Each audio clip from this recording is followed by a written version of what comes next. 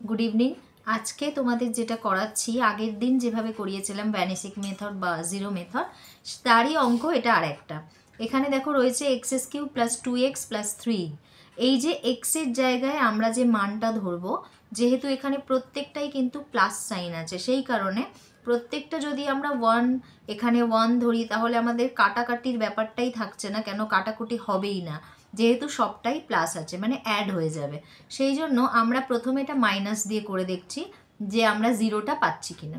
এই ক্ষেত্রে দেখো যদি আমরা মাইনাস দিয়ে করে থাকি তাহলে -1 হোল কিউব, -1 হোল কিউব কেন ধরেছি, এক্স কিউব ছিল, এক্স কিউবের জন্য -1 হোল কিউব প্লাস 2x মানে 2x এর বদলে লিখলাম -1, তার সাথে রয়েছে +3।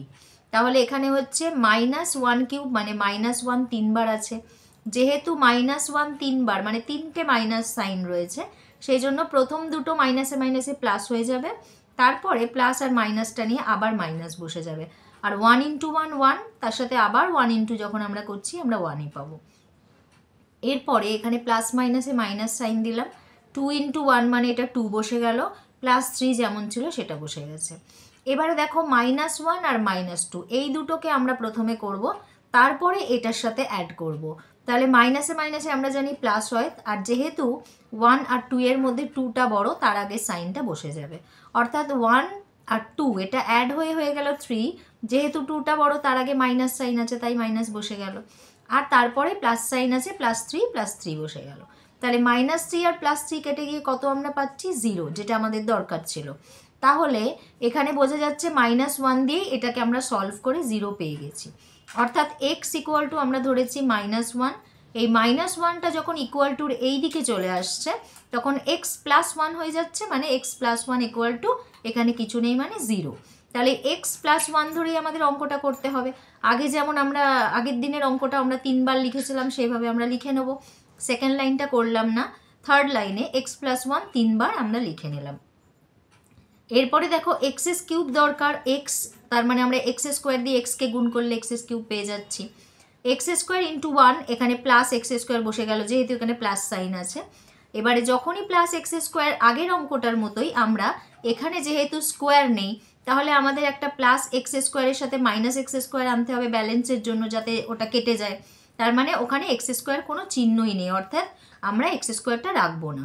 এবার x² আমরা এমনি আনতে পারছি না, সেই জন্য আমরা -x দিয়ে x কে গুণ করে x² আনলাম, x × x x² মাইনাস সাইনটা বসে গেল।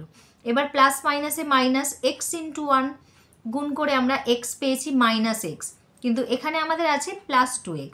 এবারে যদি আমরা বড় যেহেতু সেই সাইনটা নিতে চাই, তাহলে আমরা 3x থেকে x মাইনাস করলে তবেই আমরা +2x পাবো, সেই জন্য আমরা +3x লিখেছি। এবার এমনি লিখতে পারবো না, +3 দিয়ে x এর সাথে গুণ করেই আমরা 3xটা লিখতে পারবো, অর্থাৎ +3 × x 3x। ওকে, তাহলে +3 আর +1 এই দুটো আবার ইন্টু যখন হচ্ছে, প্লাসে প্লাসে প্লাস বসে গেল, 3 × 1 3 হয়ে গেল।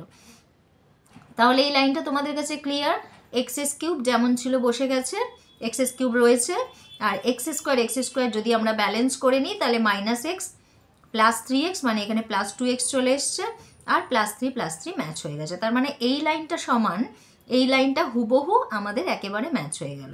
এরপরে আমরা x + 1 যেহেতু 3বার আছে আমরা সেটা কমন নিয়ে নিলাম, বাকি পড়ে থাকছে x² -x + 3।